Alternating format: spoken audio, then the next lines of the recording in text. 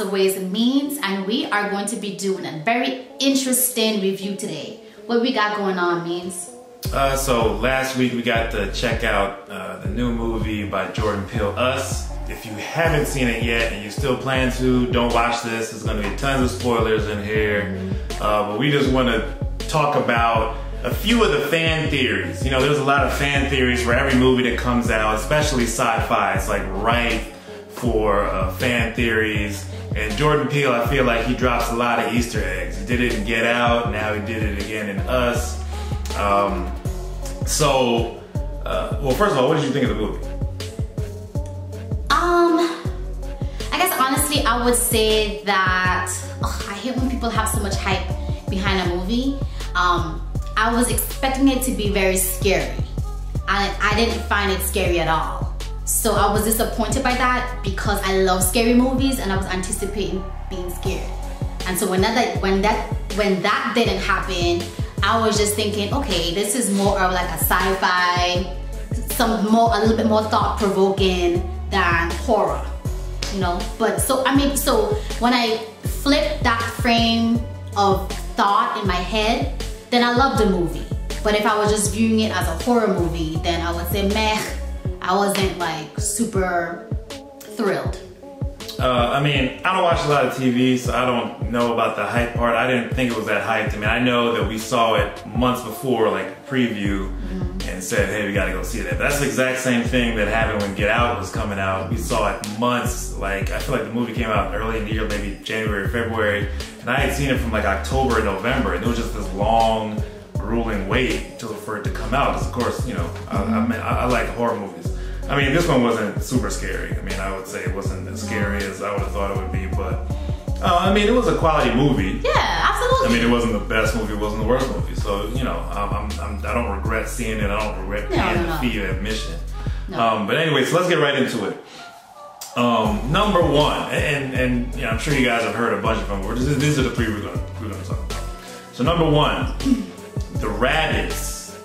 Of course, you all saw all the rabbits that were locked up in cages. So this is one from Reddit. Somebody said that the rabbits are tied to one of the tethered people. Each one is tied to a person, one of the tethered, and they're in captivity. But once the rabbits are freed, then that's when the tethered people are able to walk around freely like normal people. So what do you think about that? I don't agree with the theory. So I feel like the rabbits in the cage, I don't know if I would say that each rabbit coincided with a tethered person. What I would say is that the rabbits, to me, indicated that there was some form of experiment going on, right? So when you see like rabbits in the cage, you generally associate it with some type of like animal testing or whatever it was. And so the rabbits may have served as like the original form of the tethering, right, that was occurring, or that the government was trying to do in an attempt to control the humans or whatever, and then the tethered people came after. I can see the association that the person made as far as saying, well, once the tethered people were free, then the rabbits were free. I can agree with that, but I don't know if I would still say that for each tethered person there was a rabbit, because then that would mean that there's a rabbit for each American, like all over the US, or is it one rabbit for the tethered people that were created in that town? Like, you know what I mean? Like, it's just like, you just got rabbits just all over the place. And then I wanted, okay, if that's the case, if that theory is the case, does that mean that that one location, that beach location, was it just like one of the hives of, you know, the experimentation piece where the rabbits in association with the tethered people were there, and then they had, you know, multiple other ones throughout the US, you know, holes or what, dens or what do you even want to call them, of where, you know, the tethered people along with the bunnies, you know, located. But I don't know, how did you feel about that theory? I mean, honestly, it seemed kind of far-fetched to me, mainly like what you said. I mean, it definitely made me think about animal testing. Of course, you know, typically when we hear about scientists doing experiments, before they get to human beings, they start with mice, rats, rabbits, monkeys. It's like, you know, it kind of goes on this hierarchy before they get to human beings. So I think that rabbits are also, they breed very quickly. But to me, the whole theory falls apart when you think about the fact that the rabbits are what they were eating. So were they just eating their own rabbits that were connected to them? I mean, imagine these people being born, or however they were being created, and then living up to adulthood. How many rabbits you have to eat to sustain yourself? Yeah. I mean, who was even in charge of the feeding part? I mean, were they just randomly, did they know that was it instinctual? They had to just go to the cages and get a rabbit to eat, or was there human interaction at some point? Were they coming down there and, you know, feeding them or instructing them on what to do? I mean, you know, the movie doesn't tell us any of that, but just the idea that these rabbits were all connected or tethered to the tethered people, as the tethered were connected to the humans above ground, it doesn't really make sense because, again, the food part. Theory number 2, the tethered was a metaphor in the movie for, you know, racism in the United States. And I think there's a lot of different theories that go into that. Some places I heard prisoners, drug addicts, but it's all this kind of thing where the tethered people are a metaphor for some part of some segment of society that's downtrodden or just forgotten. I mean, as far as that goes, yeah, I mean, that's honestly something that popped out to me, and I think that's almost kind of obvious. One thing that I thought about almost during the movie, there was a movie several years ago called District 9, and it was about these people who were living in a different side of town. They didn't have the same quality of life. It was a sci-fi movie, so they were machines. And so it reminded me of that kind of similar metaphor where you have these people kind of living together, or at least adjacent to each other, even crossing paths in some select situations, but you know, it's almost, they're like completely different. You wouldn't even confuse one for the other. So it's like they have, despite the fact that they have the same wants, the same needs, the same desires, the same things that make them happy, they look the same from a superficial standpoint, but one side is covered in dirt and grime, where the other side is just like, you know, living a fruitful existence because they have resources to do so. So, I mean, I think that was something that was heavily utilized with the relationship between the tethered and the people above ground. What do you think? So, yes, I agree with that theory. That made sense to me. I saw a lot of those like differences as far as like whether it's like a class of people where one class, you know, is better than the next.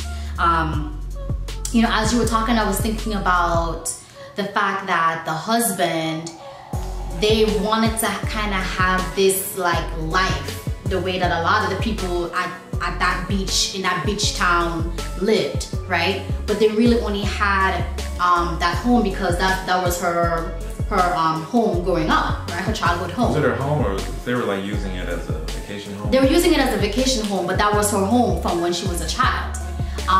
So they didn't really have, it didn't really seem like they came from super money or anything like that. They just happened to have had a family member, you know, because I think the mom was at some point, she was still living when the father had passed away, and the mom had recently passed away, whatever, and she, I presume, left the home to Peter. So I just kind of saw it as they weren't necessarily in the class that belonged, because even when he got the boat and he was talking about who he got a boat and it was like a dinghy, it was like the most beat down boat ever. It was like he was trying so hard to fit into the class that they were trying to be a part of, and they didn't really quite fit into that.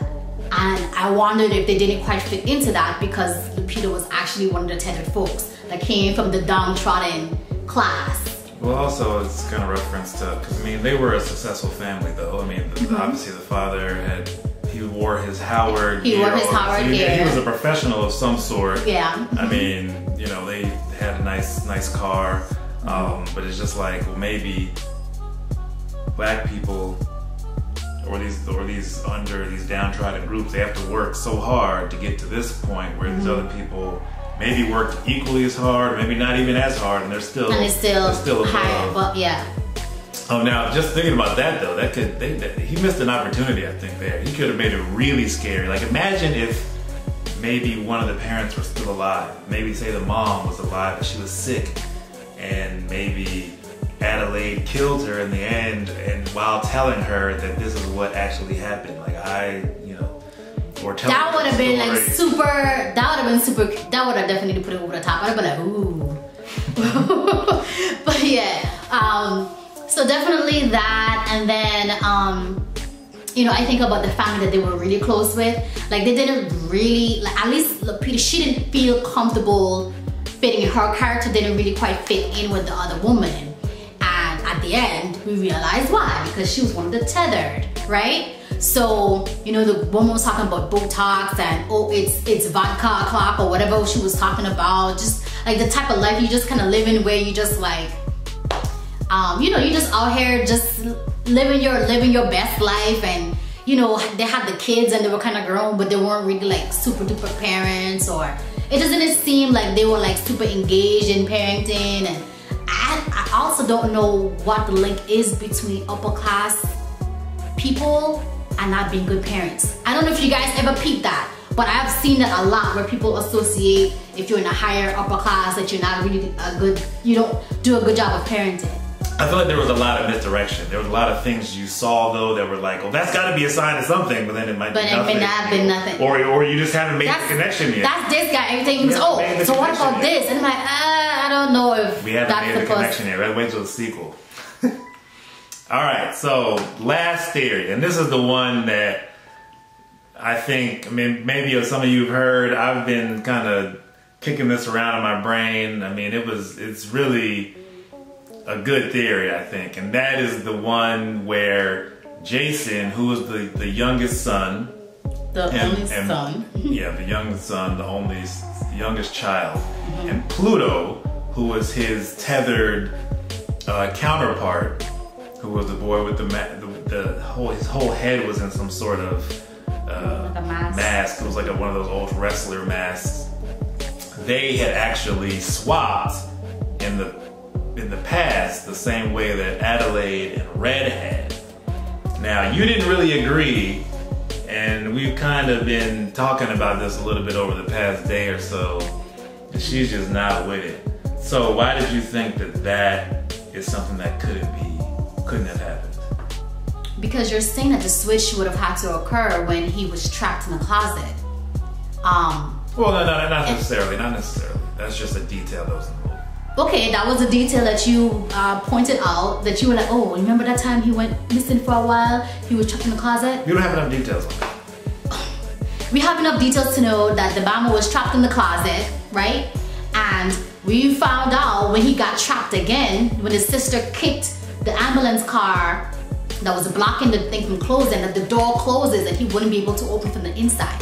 That means that there's no way for him to get, no way for anybody to get in or out unless you actually open the actual pantry door. And I believe it was a pantry, right? So the reason why I don't believe that because the theory is that he got switched during the time that he got trapped in that closet space. But he can't get swapped from a space where there's no other exit or entrance. So the other thing too is that how would somebody have gotten into the house and pulled him from being trapped in there and switched him without anybody else seeing? It's just so far-fetched to me. Just so, let me finish before you add your little 2, 3, 4, 5 cents. Anywho, the other thing is that when the mom said, show you one of the tricks, she already knew that he could lock the boy in that room. And that's why she said it, because she wanted him to go into that space so that somehow he could have tricked him into end up staying in there and then ended up locking him there, because there would be no way for him to come out. Because even to the point where Jason had gotten Pluto stuck in the thing, Peter was like, that sounds like yours, right? Yes, he said that. So she knew that that wasn't her child, but that was the actual human child. The other thing too is that now if Red and Adelaide, if they switch places, then that would mean that the kids were half tethered on both sides, right? So that's the reason why Jason was able to do whatever it was and have Pluto mimic him or whatever it was. Either which way you twist it, if it's the tethered people that were the ones that had the control, that were controlling the humans, or if the humans were the one that controlling the tether, the point is that all the kids were mixed. The kids were halves. So either of them could have controlled, and that could have led to the kids dying, or Pluto mimicking Jason and then dying in the fire. Well, those are good points. But why does Adelaide care so much? Like, why is she seems so sad when the daughter died?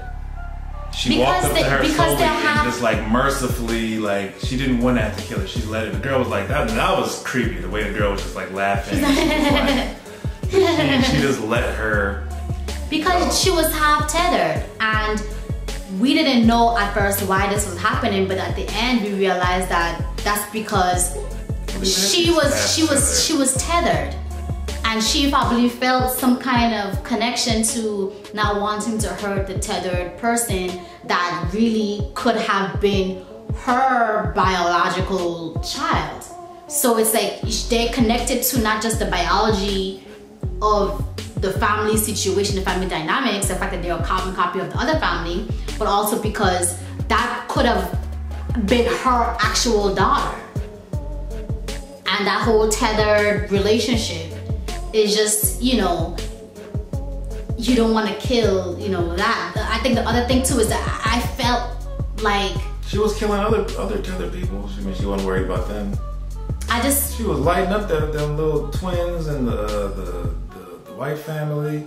I mean, okay, so going back to the original part of this theory, there's no evidence where the switch took place.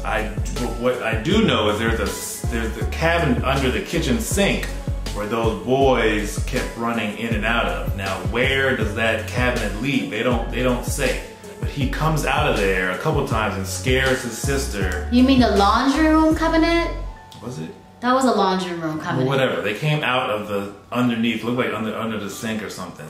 They came out of there, and that was, I mean, who knows where that comes from? Like, why couldn't it have happened at the same place where his mother was swapped? We don't know where it took place. It's just that, consider the fact that when he was on the beach, now most kids will build sandcastles on the beach. This kid was building tunnels. Remember the scene where the twins, they ran into him on the beach and I went to use the bathroom at that point. Like, I had to go. I missed it. At the whole 11/11 thing in his room, he had drawn that picture of the guy he saw. I don't know what the connection is there with the tethered guy with the bloody hand after he killed the human version of himself. I mean, there's references to that. The way that Adelaide was so upset, it just seems like if you're trying to save your family, why is she so sensitive to this kid? I mean, she was like, no. Like as soon as the Pluto, he made that face at Jason, and Jason said, "It's a trick." And he just like thought super fast, walked him back till he burned up, and then Red snatches him at this point. But she doesn't kill him. What does she want? What does she want this kid for? She just takes him and just locks him up down in the underground. So that's when we get to see the glimpse of the underground, rabbits running everywhere. Then it all like starts to, I mean, we start to get the flashes to the memories of how Red was able to become a dancer and all that stuff. And so basically that part reminded me of The Matrix, where there was like she was Neo. They came to see that she had some special abilities that could lead them out. Now, also, the idea that we spoke about the kids being mixed, that maybe is another commentary in the movie that we didn't think about before. Because, of course, Jordan Peele is mixed. He has a white mother, black father. So the idea of being mixed, perhaps, and there's some angle there to be looked in or explored further. But you know, this is one of those movies you got to see again. I bet if we saw it a second time, then it would be like a whole bunch of like, oh, look at that. So yeah, those are the things that we thought were interesting. A few of the theories that we read. I mean, let us know if you have seen any other theories that you found interesting, and drop down in the comments. Let us know what you thought of the theories that we did present. Let us know if there's any other movies that we should review. I mean, you know, I don't know what's coming up. We don't see a whole lot of movies, but we like to support Jordan Peele. So let us know what you thought of the movie itself. Any closing thoughts about the movie? I know you had a lot of thoughts about it outside of these few theories that we talked about. I would say that one of the things you have to keep in mind is that Adelaide was switched when she was a child. So she went underground into a group of people that weren't communicative, right? Really. So there was no additional education. Consider the shirt that she was trapped in with the, what is it? I forgot the slogan, but it was the hands across America. So that's what she was trapped. That's what she got choked wearing, and that's what she saw. So that was what she knew. So they had the Thriller shirt on. So she had the Thriller shirt on too. So the thing to make a note of is that at the end of the movie they were just kind of holding hands, and that was it. Like it was just like, okay, so what else is going on with this guy? But keep in mind, this is like a 10-year-old, 8-year-old maybe. You know, she couldn't have like any like huge elaborate plan. That was all that she had from the inspiration of her shirt. So it made sense that that's what they did, and that they didn't really do anything else. They just wanted an opportunity to just no longer be trapped. And you know, I wonder if there were any other tethered people that were able to switch. I wonder if Adelaide or Red was able to convince anybody else to switch, how the switch occurred, because obviously they didn't live in that town. So I don't know. But anyway, I think this is a good discussion. Again, you know, like Mean said, if there are any other videos that you'd like for us to review, hit us up in the discussion, let us know, and we will do our best to meet that need. Thanks for watching. Bye.